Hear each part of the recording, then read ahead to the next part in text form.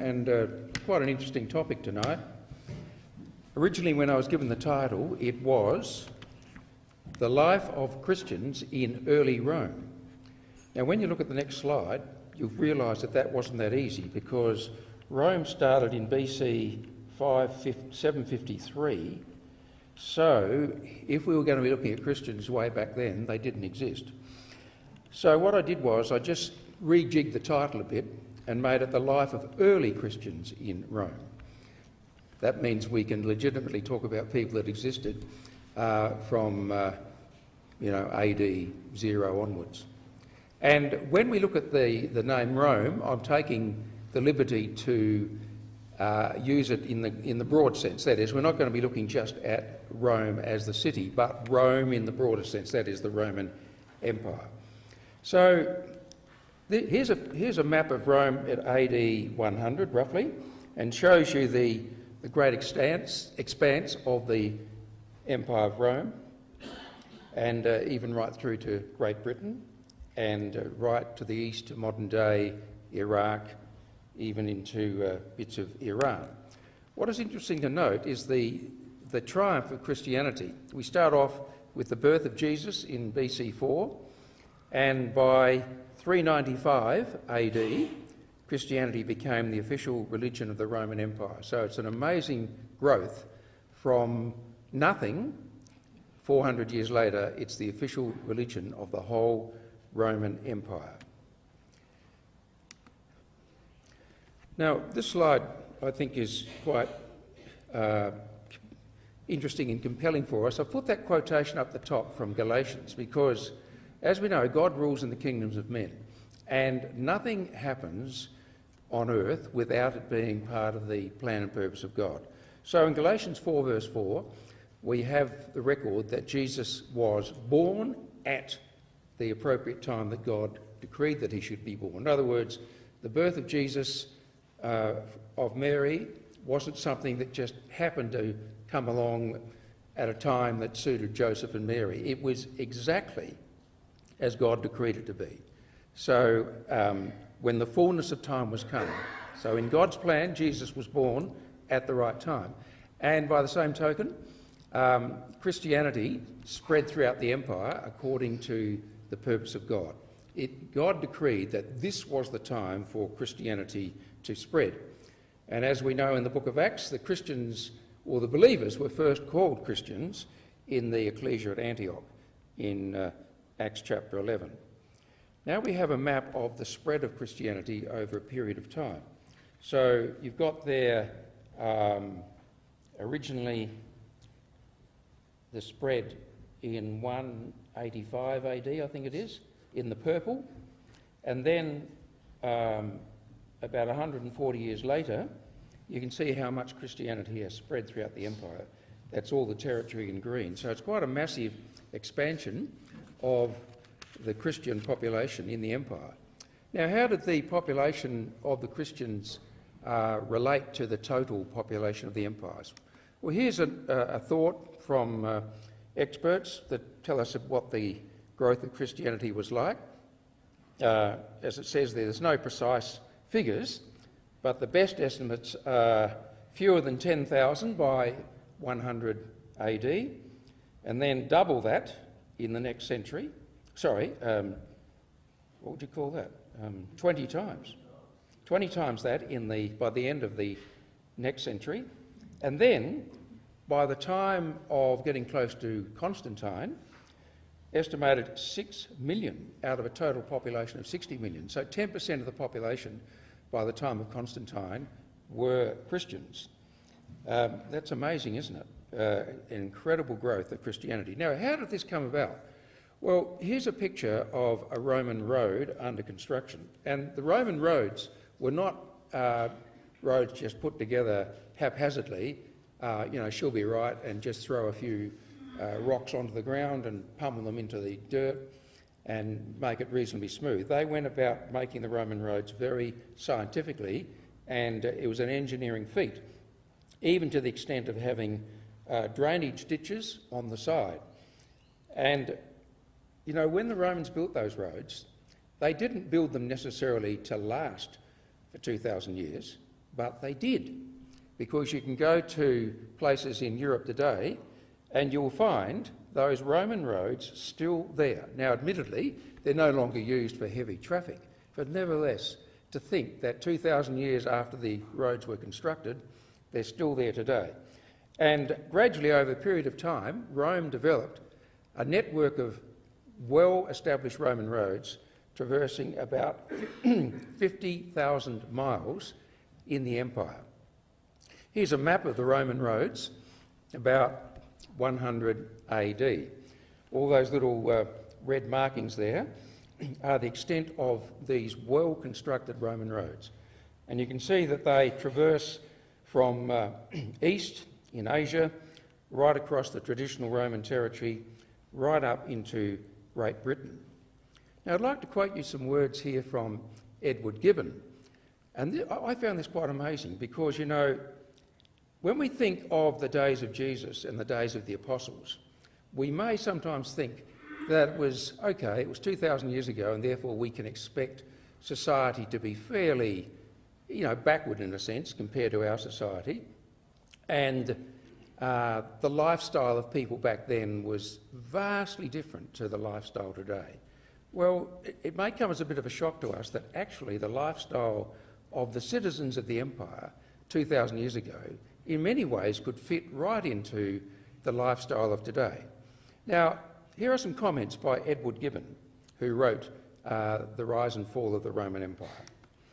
When Edward Gibbon was writing about the fall of the Roman Empire in the late 18th century, now that doesn't mean the empire fell in the late 18th century, that means when he wrote these words, he could argue that transportation hadn't changed since ancient times. An imperial messenger on the Roman roads could get from Rome to London even faster in AD 100 than 1,650 years later. Now, isn't that interesting? That's how well Rome had established its network of roads, etc. A messenger could go from point A to point B faster in AD 100 compared to 1750. Of course, 100 years later, and more obviously today, all of that has changed. And today, of course, we have supersonic aircraft and, people who own Holdens can get up to, 50 k's an hour.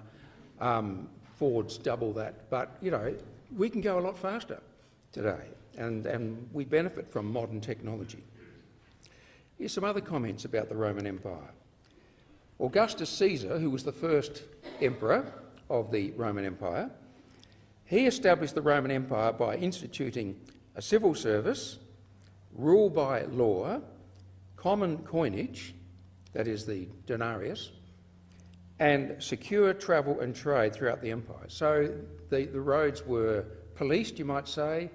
They kept on top of terrorism and attacks by brigands and robbers lurking in the bushes along the roads. Generally speaking, it was considered to be quite safely to travel along a Roman road. And we know that second point there, rule by law. How many times when you look at the New Testament do you come across incidents where particularly the Apostle Paul actually exercised his rights under Roman law as to how he was to be judged or treated as a prisoner? On more than one occasion, the Apostle Paul spoke to the Roman authorities and made it very clear that it was not legal for them to do what they on one occasion did do to Paul and on another occasion were thinking of doing to Paul. The mere fact that he could say, I am a Roman citizen, didn't matter that he came from Tarsus, didn't matter wherever in the empire he was, if he could say, I am a Roman citizen, then immediately the authorities thought twice about taking some drastic action against that prisoner. They would not torture that prisoner because they knew under Roman law they could be held accountable. Now, has anyone heard of the phrase Pax Romana? It's not a new form of pasta.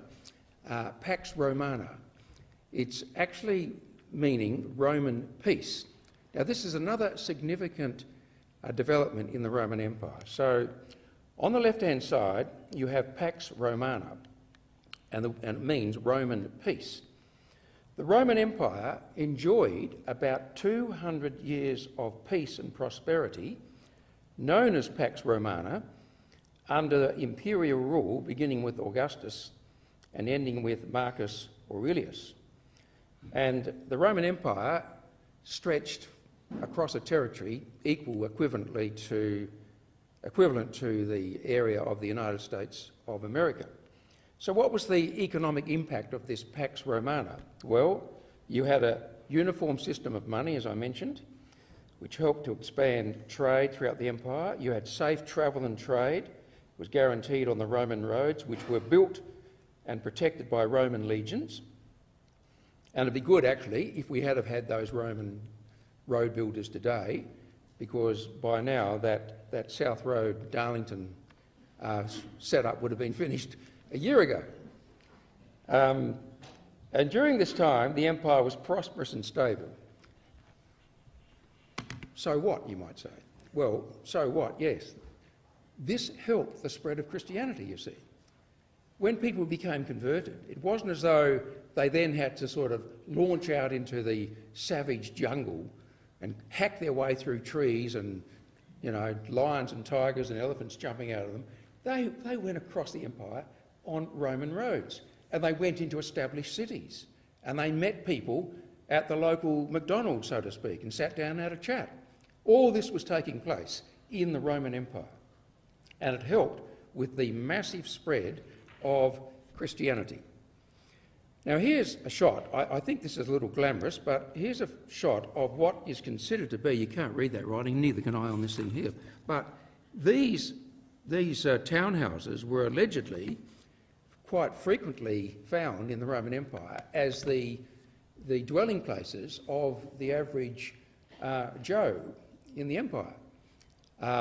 Joe's quite an appropriate name for Italian. So a lot of Joes would live in these type of houses. Now look at them. They didn't have electricity, of course, but they would have had running water. They probably would be able to have a hot bath every Friday night or once a month if you came from England. You know, all these sort of things were being held in the empire all the time. It wasn't a backward place. The empire was known for its modern facilities and prosperity. Here's a layout of a Roman city. Now, see that road going sort of like north-south, like our South Road. All the cities essentially built by the Romans were constructed on a similar layout. They had very good town planners. The main street was called the Cardo Maximus, a north-south road, and that was traversed by another road called the Decumanus Maximus. Now all the shopping, all the Rundle Mall type shops were along the Cardo Maximus, and where the Decumanus Maximus crossed the Cardo, that was where the Forum was. That's where, you might say, the centre of the city was. And everyone came to that place, and you can just imagine, for example, the Apostle Paul coming into a city and going to that crossroads where the Forum was and sitting down there perhaps on a stone seat discussing the scriptures with people and inviting them to come to wherever he was dwelling to have further discussions.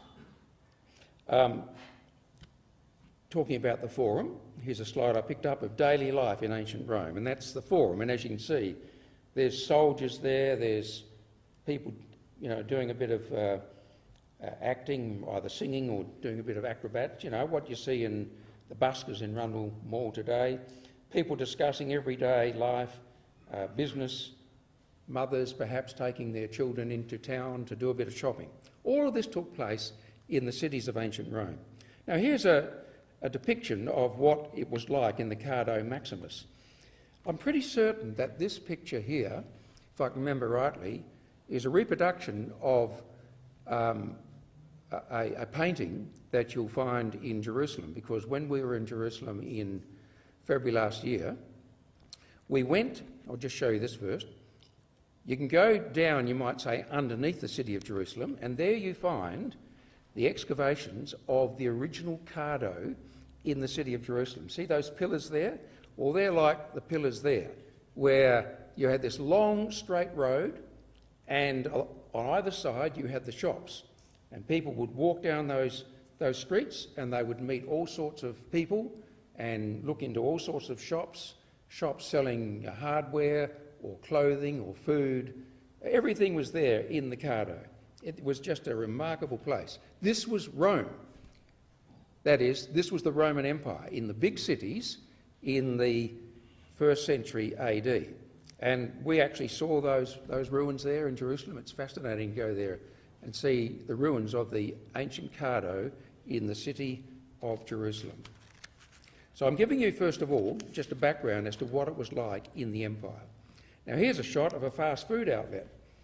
Just as in modern Rome, many people snacked and ate their midday meal standing at a counter. So you've got the guys there behind the counter ordering their meal. You've got the owner of the restaurant dressed there in his blue outfit. Of course, you must have a dog there to chew the scraps.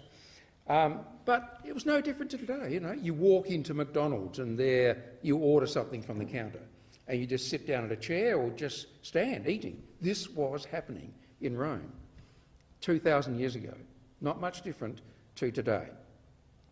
All right, so that's a bit of a background to what was happening in the empire. Now let's have a bit more of a talk about Christianity.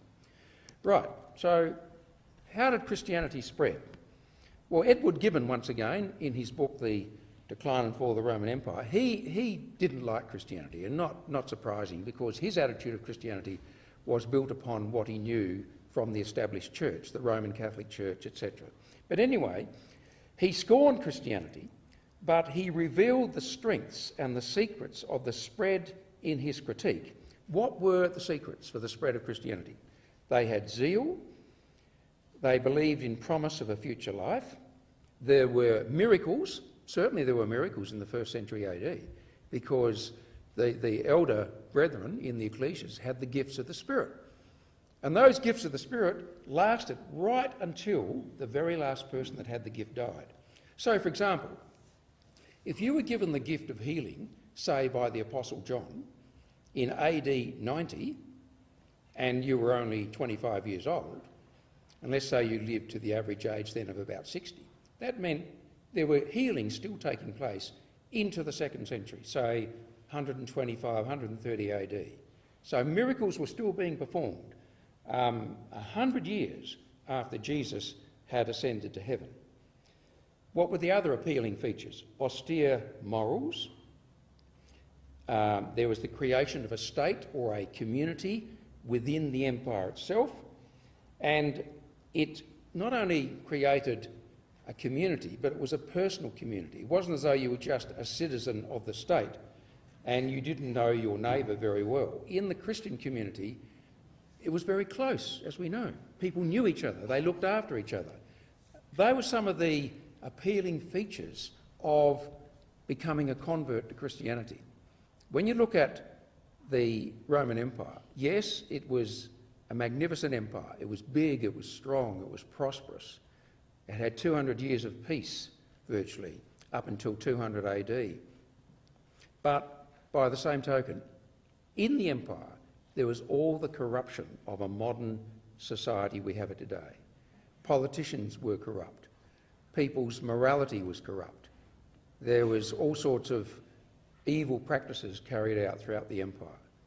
And if you were a person like today who was worried about what was happening in society, then Christianity had the answers. And brothers and sisters and friends, this is one of the wonderful things about the truth, you know, because, you know, we live in a fairly corrupt society today, and we may think whoever is going to come along to our lectures, okay, not many, but does it matter if it's not many? So long as there are one or two, there's always going to be someone interested in the Bible. It reminded me of an incident that happened only a week or so ago. We got a couple at our meeting, Greg and Miriam Pullman, and they were at a restaurant called Fresh Choice. I don't know if you've ever been to Fresh Choice, I went there once and the stuff wasn't fresh, so I've never been back. But anyway, it's retained its name, Fresh Choice. And anyway, Greg and Mim went there because it's cheap. And they're having their meal. And a lady, at the end of the meal, a lady came up to them and said, "Look, I'd just like to ask you, I was really impressed with how well behaved your children were." And they've got young children. Rebecca, the oldest one, is about 10. And they were so well behaved, and the woman was just blown away by this, because normally she was expecting kids to be rampaging throughout Fresh Choice. The extent of her inquiry led to this woman now coming to our Sunday evening addresses and Bible classes. Now, there you are.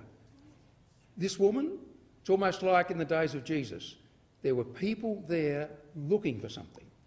This woman may not have necessarily been looking for Christianity. She may have been a Christian already, for all I know. But anyway, she was attracted by the lifestyle of Greg and Mim.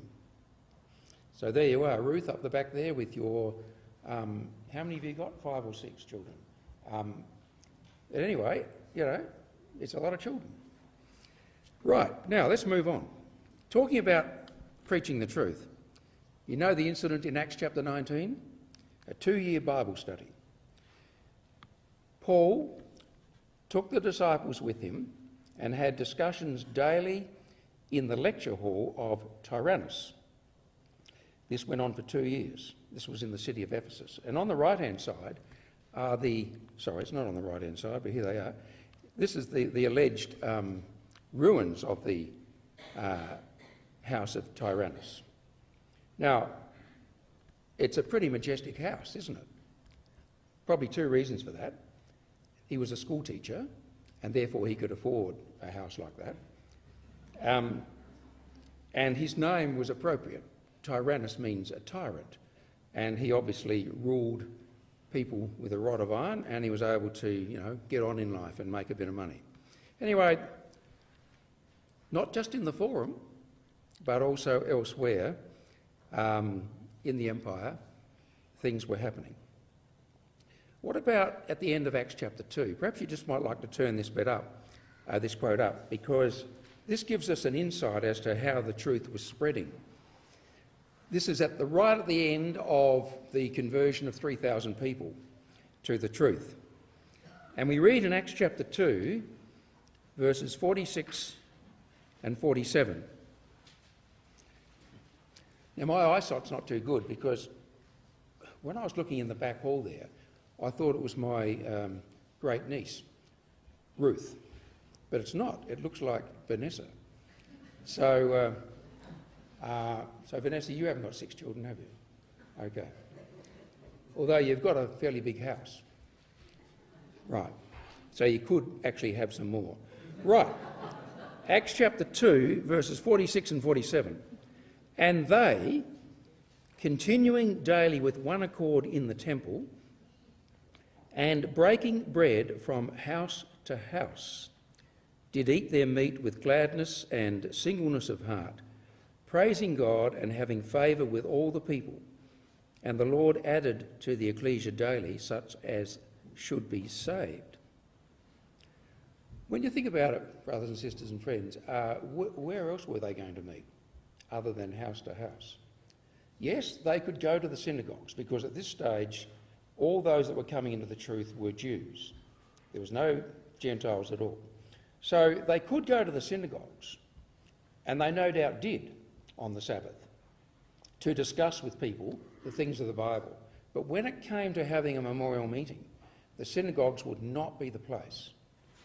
But they couldn't go to the local RSL hall, could they? Or the Druids, or the Ancient Order of Oddfellows Hall or something, and, you know, pay their £20 and hire the hall for the weekend. Those halls didn't exist. Or if they did, they wouldn't be available to this new-fangled group called the Christians, even though they weren't called Christians at that stage. So how are they going to have their meetings? House to house. And I venture to say that quite a few years afterwards, that's where all the meetings would have been held. You wouldn't be able to hire a hall. you wouldn't be able to practice that religion quite openly. Rome was very tolerant to religious groups, so long as they didn't cause any trouble. Generally speaking, in the early years of the empire, Rome left people alone. But by the same token, it wouldn't have been that wise for Christians to be too open in their meetings, because they received a lot of trouble from those who opposed them. But anyway, some time ago, they found some ruins of a house church, and this is in Syria somewhere, and it's the oldest Christian, or the ruins of the oldest Christian house church that was constructed between 233 and 256 AD. Now, we don't have to go into all the details as to what all the various rooms were used for, but the archaeologists dug up the ruins of this, and they could establish quite clearly, apparently, that this was a house specifically used, amongst other things, besides living in it, for religious services. So I thought it was quite interesting. We read those words in Acts, they moved around from house to house. And then we have the actual words in the scriptures anyway. Paul writes to our beloved Apphia and Archippus, our fellow soldier, and to the church or ecclesia in your house. And that was written by Paul to Philemon. So even many years later in the empire, they are still meeting in a house. Now I want to just deal with the problems that would have been faced with the early Christians. Okay, the truth, Christianity is spreading like wildfire. It's going throughout the empire. They're not coming under much opposition in the early days. They would have come under opposition from the Jews, that's true. Paul makes reference to that in Thessalonians. He had the same problem in Rome, and no doubt there would have been other cities. He copped it in Ephesus, in Corinth. But as far as getting opposition from the Roman citizens was concerned, there wasn't too much. And certainly the government wasn't too concerned about this new Christian group. But the problem they did have, the early Christians, what they did have was false teaching.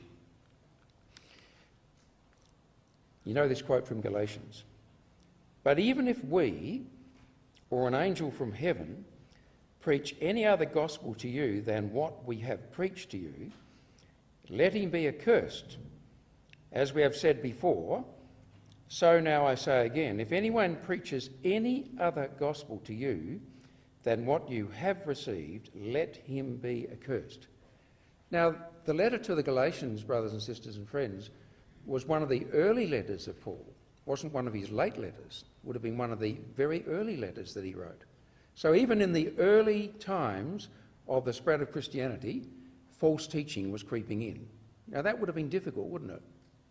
You start off with the pristine gospel preached by Christ and by the 12 apostles, and yet within a very short period of time, false doctrine is being preached. So much so that we know how that they gathered together in Jerusalem to have a conference, recorded in Acts chapter 15, to discuss the Judaistic teaching that Paul wrote about in Galatians, how that it was necessary for Gentiles to be circumcised and to keep the law of Moses to be saved. And Paul, of course, and Barnabas and others strenuously resisted that teaching.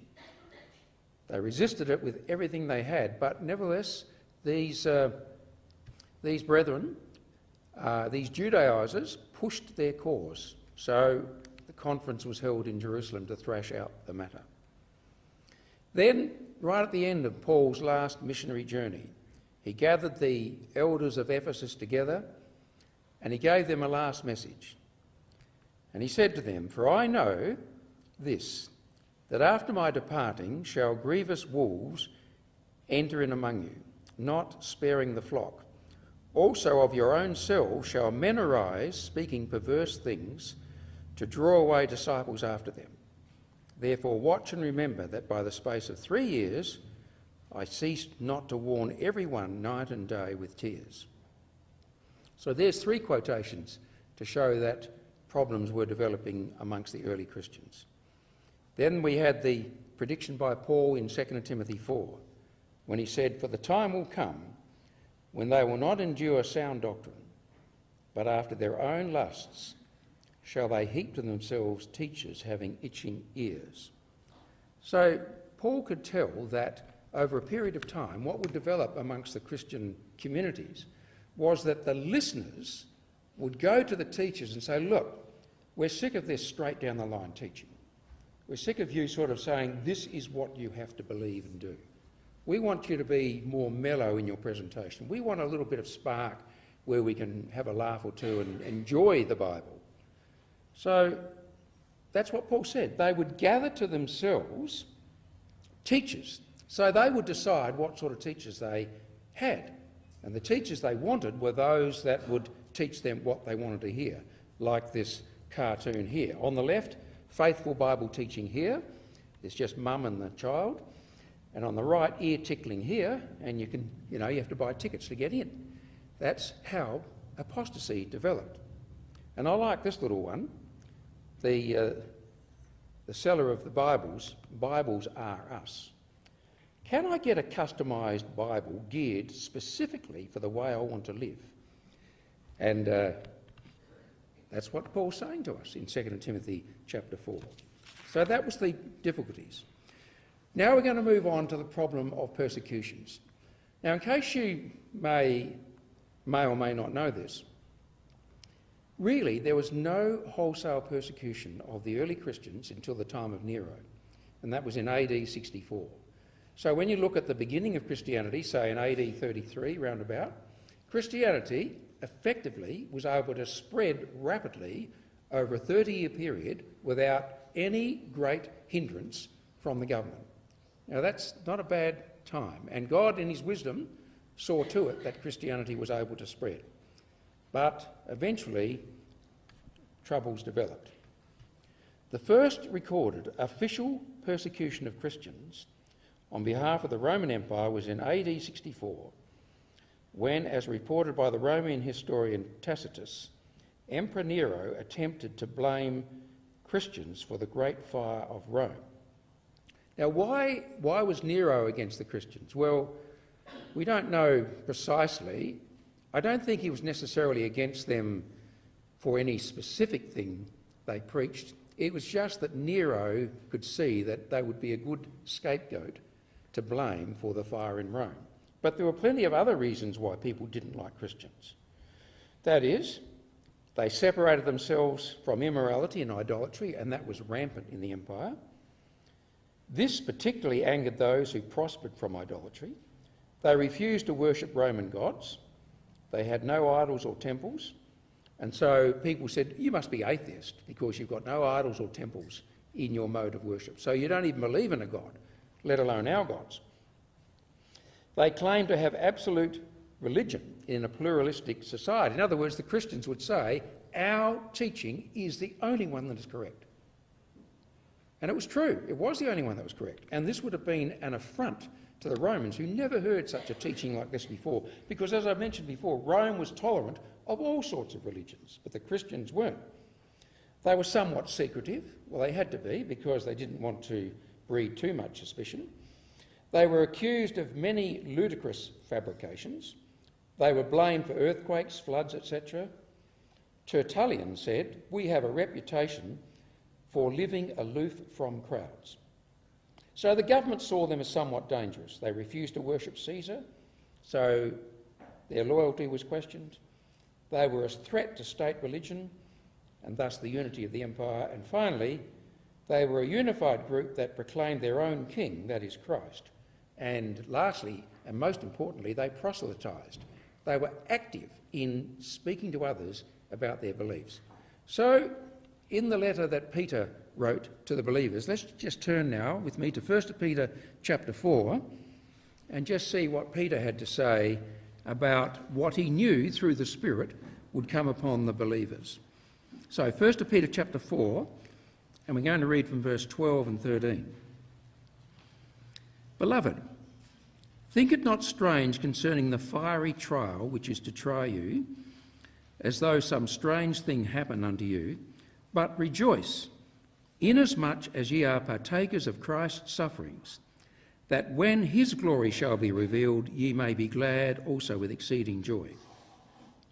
Now it is believed that Peter actually was eventually killed by Emperor Nero. So if that was the case, then these words written by Peter were written before Nero's persecution started. But Peter, writing under the power of the Spirit, was warning that a fiery trial was coming upon them. Now that's not referring to the fire of Rome, it's referring to the terrible persecution that Nero would unleash against the Christians. So anyway, there was this great fire of Rome in AD 64. And Nero was widely criticised after that great fire.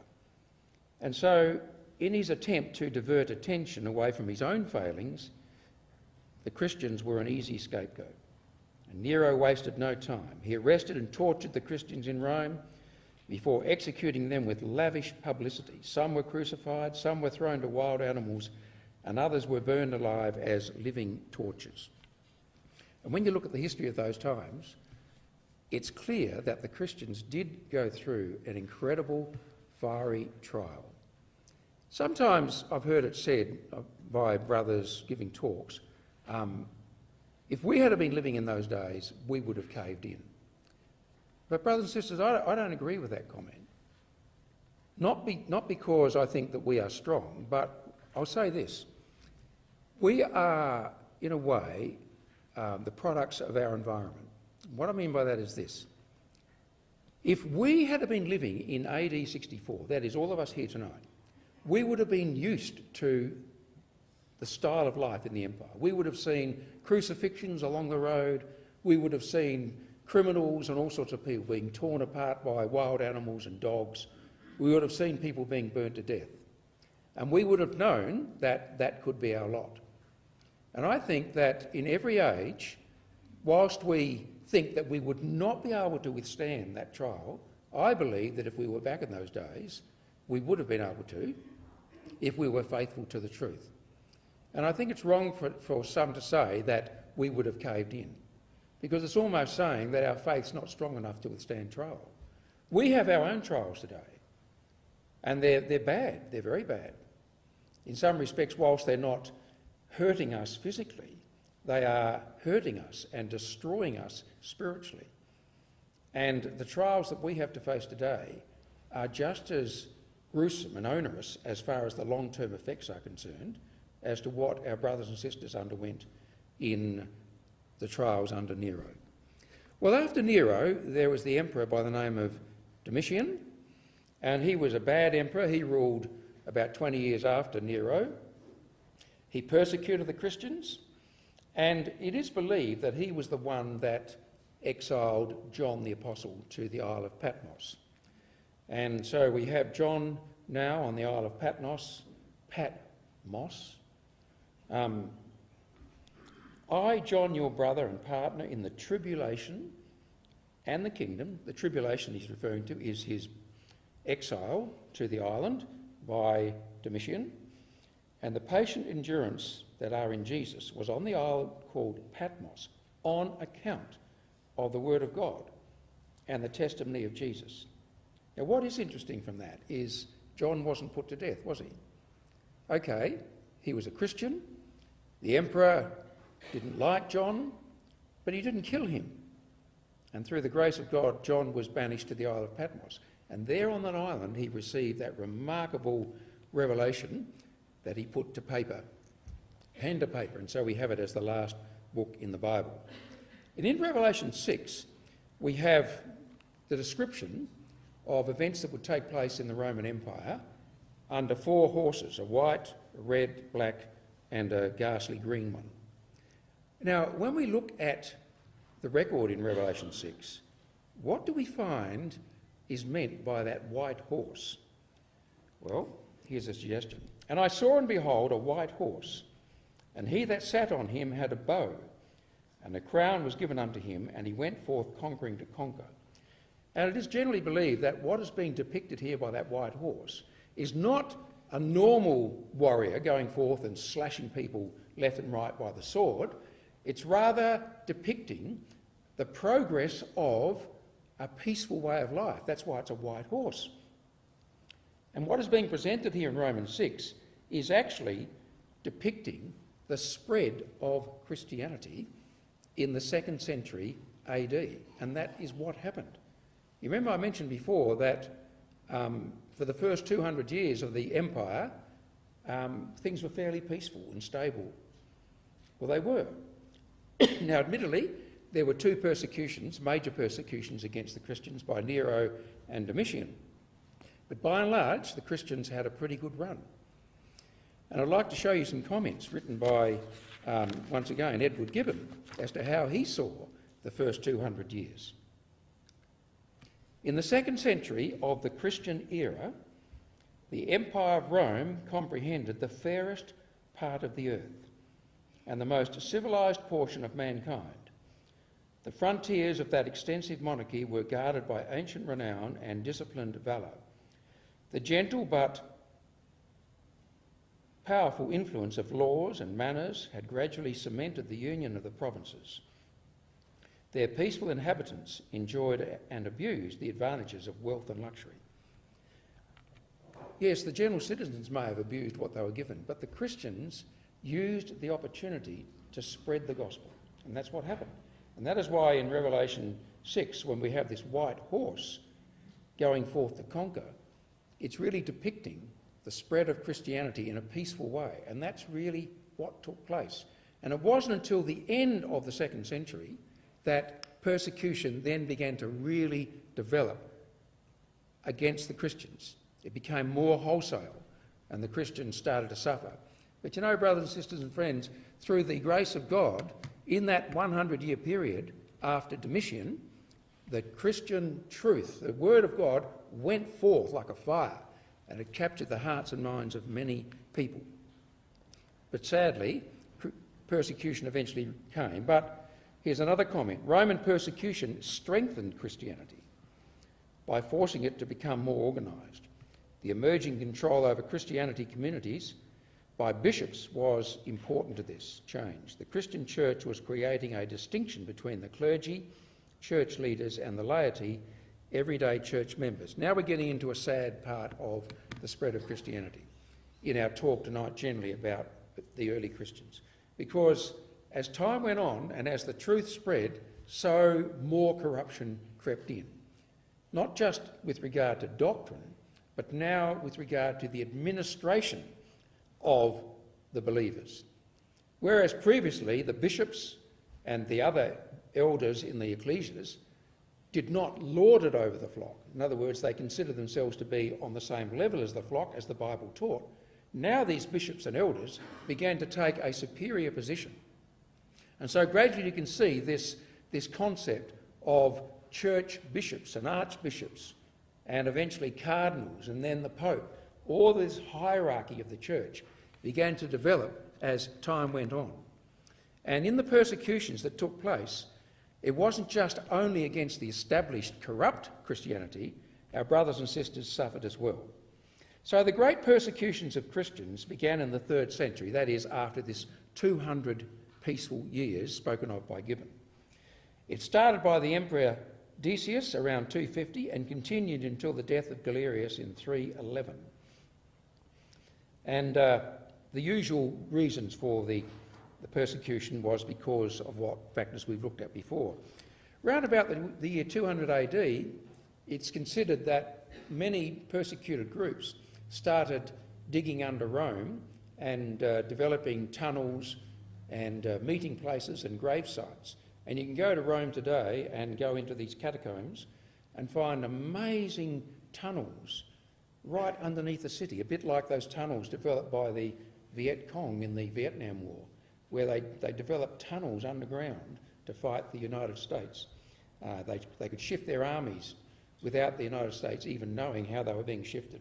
So there was another lifestyle happening under the city of Rome. Now, I'm not saying that this was something developed by the true believers. It would have been just by the Christians generally, but no doubt the true believers as well would have had to been forced to go underground to preserve their life. And so we come to the last great persecution by the Emperor Diocletian. He was the emperor of the 3rd century, and he was extremely hostile to Christianity. His persecution of Christians was the most severe of the Roman Empire, and he demanded that everyone worship the Roman gods Saturn, Mercury, etc. Now, in the Roman religion, Terminus was the god who protected boundary markers. So that's why, you catch the bus or the tram, you go to the terminus. That's the end stop, and it comes from this Roman god called Terminus. His name was the Latin word for such a marker. Sacrifices were performed to sanctify each boundary stone, and landowners celebrated a festival called the Terminalia in Terminus's honour each year. So Terminalia was an ancient Roman festival. Now, why am I telling you this? The main reason is because I've been talking now for 50 minutes and some of you are starting to drift off. So I thought if I brought this in at this stage, you would think, what has this got to do with Christianity? And this tactic works because people then suddenly wake up and they think, what's it got to do with it? What's he talking about? So, okay, I've now got your attention. So why am I raising this? Right, okay, I'll tell you why. When Diocletian instigated the last great persecution from 303 to 311, he went on a rampage and he just slaughtered Christians left, right and centre. But what I want you to notice is this comment. Diocletian should not be apostrophe there or S. Diocletian initiated his persecution of Christians on the 23rd of February 303. Now that's not my 23rd of February is not my birthday, so I'm not putting it up there for that. Presumably as an attempt at enlisting the god Terminus to put a limit to the progress of Christianity. Now remember that. Terminus was the god who protected boundary markers. In other words, when people ploughed a field, they would put this god, an idol or an image to the god Terminus at the end of their field and say, this is the limit, this is my territory, you can't come here. So when Diocletian initiated this persecution, he commenced it on the 23rd of February 303 because that was the festival celebrating the god Terminus. In other words, the god Terminus in Diocletian's mind represented his attitude. He was saying to the people of Rome and elsewhere throughout the empire, we've got to make a stand. These Christians cannot go any further, and our god Terminus is going to stop them. He's the god of the boundary, and this is the limit to which the Christians are allowed to go. Well, so he thought, because over in the UK there's a statue in the city of York to Constantine. He was one of the 4 great rulers of the empire. And in AD 312, Constantine left the UK and marched towards Rome, and his objective was eventually to become the great ruler of the Roman Empire. And on his way to Italy to confront another one of the emperors, and knowing that he was to fight the most important battle of his life, he prayed fervently for some form of divine revelation. And it is reported that he saw a vision in the sky of a cross. So he looked up the sky and he saw a cross there above the sun. And on this cross there was an inscription in Latin which said, "Conquer by this." Now you can say what you like about this, brothers and sisters, but the fact is that Constantine adopted the sign of the cross as his emblem on the flags and on his shields. And he went into Rome effectively using Christianity, so-called, as the basis of him being victorious. So he got to Rome and he came to this bridge called the Milvian Bridge, and when we were in Rome last year we saw this. It was just fantastic to stand on that bridge that Constantine stood on in AD 312. There was a battle there. He won the battle and started on the path that led him to end the Tetrarchy and become the sole ruler of the Roman Empire. And the Arch of Constantine, which we also saw in Rome, erected in celebration of the victory, attributes Constantine's success to divine intervention. And there's the Arch of Constantine. It's very much like the Arch of Titus, isn't it, which is also in Rome. And this great arch, which you can see in the city of Rome, next to the Colosseum, it commemorates that fantastic battle on the Milvian Bridge above the Tiber on the 28th of October 303. He won the battle, and next thing we know, after a few short years, Constantine became the first Christian emperor of the empire. And I've given you the quotation there from Revelation 6:12, which talks about this great earthquake that would take place. And it was. I mean, you fancy this. Up until Constantine, the religion of the empire was paganism, atheism. Constantine comes along, totally transforms the empire, and it becomes a Christian empire. If that's not an earthquake, well, we don't know what an earthquake is. And here are some medals coined by Constantine and his son. And on those medals, it shows a cross, which is what Constantine saw in the sky. It shows a cross erected over the fallen dragon. Now, did Constantine pick up Revelation chapter 12 or Revelation 6 and read that? No, he didn't. But isn't it remarkable that in the coins that they minted, he is actually expressing the words of Scripture found in Revelation 12, verse 9. So, Matt, we've just about finished, in case you were wondering, because you're probably wondering how those pasties are going. Now, okay, what happened a year later, in the year 313, there was known as the Edict of Milan. And there was a letter signed by the Emperors Constantine and Licinius that proclaimed religious toleration in the Roman Empire. This meant that Christianity was no longer illegal. Now, just make this clear, or get this clear, he didn't Christianise the empire at this stage. He didn't say Christianity is the official religion of the empire. What he did do in 313 was to make Christianity legal. So in other words, Christians could no longer be looked upon as practising an illegal religion. So in that sense, Christians now had the protection of the state. And just one other thing, if anyone can tell me why there's the letter E in brackets after Constantine and the letter W after Licinius, then you'll solve one of the big mysteries of all mankind, because I've got no idea why that's there. Right. He legalised Christianity.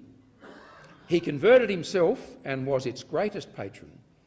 He supported the spread of the religion and the building of great churches, and Christianity later became the official state religion. Well, when did that happen? It was in AD 380, according to my notes, although earlier tonight someone said it was 395. But anyway, in AD 380, the Emperor Theodosius, who was an ardent Christian and recognised the incredible growth of the faith, recognised Christianity as the official religion of the empire. And now the tables were turned. Now we have severe punishments for pagans and those who held the heretic view of the nature of Jesus, known as Arianism. And by the beginning of the 5th century, after just 400 years, the church grew from a fledgling mystery cult on the day of Pentecost into a power on nearly equal terms with the Roman emperor himself. So that's the story, brothers and sisters, of the life of early Christians in Rome. But I've got two more quotes, Matthew, just to finish off. I know I've gone a couple of minutes over time, but just two more quotations. Years ago, when Brother Percy Mansfield used to produce what was known as the Herald of the Coming Age, that was sort of like a monthly publication dealing with many doctrines. And he frequently used to print this quotation I'm going to show you in a minute, from Edward Gibbon again, about how gradually the firm belief of the original Christians in the coming of Christ and the setting up of the kingdom of God for 1,000 years, over a period of time, certainly by the time of Constantine, had been diluted so much that they no longer believed it. So whereas in 400 years, by this quotation here on the screen, Christianity had spread to enormous numbers, the sad thing is that by the same time, true Christianity had effectively disappeared apart from the faithful remnant. So here's the quotation from Edward Gibbon. The ancient and popular doctrine of the millennium was intimately connected with the second coming of Christ. As the works of the creation had been finished in 6 days, their duration in their present state, according to a tradition, was fixed to 6,000 years. By the same analogy, it was inferred that this long period of labour and contention would be succeeded by a joyful Sabbath of 1,000 years, and that Christ, with the triumphant band of the saints and the elect who had escaped death or who had been miraculously revived, would reign upon earth till the time appointed for the last and general resurrection. Now, they are the words of Gibbon. He was an atheist. He didn't like Christians, but he's got it spot on as to what we believe, hasn't he? Now look what he says in the second half. The assurance of such a millennium was carefully inculcated by a succession of fathers from Justin Martyr and Irenaeus, who conversed with the immediate disciples of the apostles, down to Lactantius, who was preceptor to the son of Constantine. Though it might not have been universally received, it appears to have been the reigning sentiment of the Orthodox believers. Well, that's true. Orthodox believers believed in the millennium. Now we come to the sad part. But when the edifice of the church was almost completed, otherwise known as the time of Constantine, the temporary support, that is, the temporary support of a belief in a millennium, was laid aside. The doctrine of Christ's reign upon the earth was at first treated as a profound allegory, was considered by degrees as a doubtful and useless opinion, and was at length rejected as the absurd invention of heresy and fanaticism.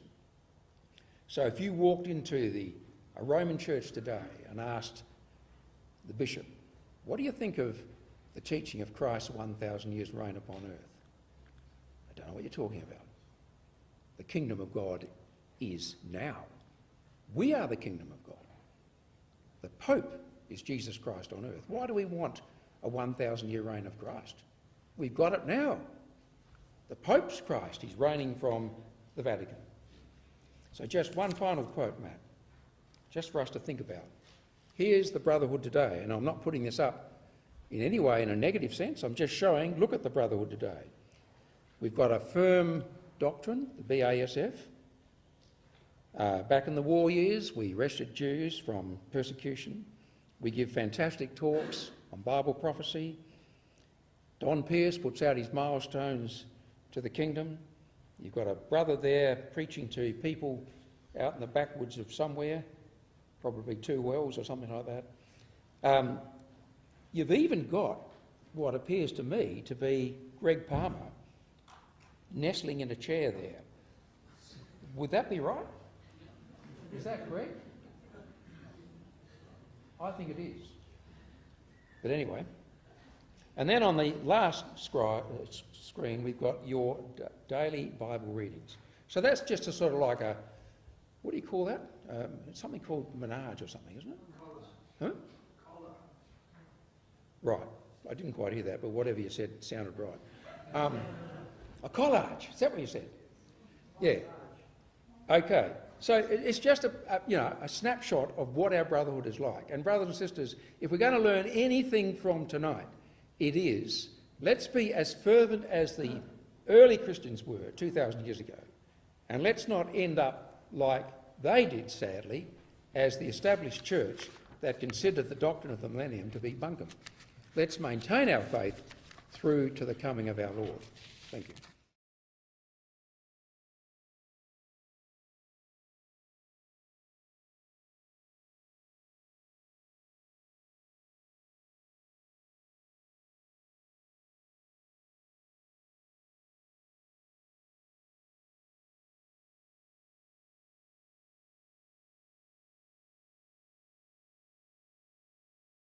BibleTruthAndProphecy.com is a worldwide collaboration by Christadelphians to help promote the understanding of God's Word to those who are seeking the truth about the human condition and God's plan and purpose with this earth and with mankind upon it. Bible Truth and Prophecy is part of a wider set of online resources provided by Christadelphianvideo.org. for establishing just how far removed the true Christian teaching of the first century apostles is from that taught by mainstream Christendom today. BibleTruthandProphecy.com is very much a standalone website, but benefits from our vast network of sites and resources and social media. Here are just a few of the things that BibleTruthandProphecy.com offers. We have a good number of written articles supplied to us from brothers from all over the globe. These deal with first principle issues, creation versus evolution, the inspiration of the Bible, and so much more. We have a whole section of video study series. These are studies that have been posted onto our YouTube channel, but because of the difficulty of the search feature within YouTube, we have chosen to host on Bible Truth and Prophecy. So now every video you search for within the site, you can be guaranteed that it will be of a Christadelphian nature. We also have a preaching video section where any ecclesia is invited to download and use or embed these videos within their own ecclesial websites. We also have an exhortation service where we produce 2 or 3 exhortations per week, which we then circulate to brethren and sisters in isolation. We also have an ever-growing list of approved Christadelphian sites. We also have a page of live news feeds, so you can keep up to date with all the breaking news as it happens. We also have a section for the daily readings. Each day at around midnight we publish all 3 of the daily readings, and then later on in the day we publish thought for the days, often based on all 3 portions of the daily readings. Within each daily reading post there is also a link to enable you to have the Bible chapter read to you directly. We also feature Bible in the News videos which we have produced from the Bible in the News website. We also feature Brother Don Pierce's milestone snippets, which come out approximately 3 times a week. We also feature Andy Walton's weekly World Watch, and other commentaries and analysis from other brethren on world news events. You can also subscribe to the blog and be notified of posts as they happen in real time, and also subscribe to the weekly newsletter which is provided by Christadelphianvideo.org. Every page and post on the site has the facility to be able to leave a comment or make an observation, so please take advantage of this and let us know what you think of the site.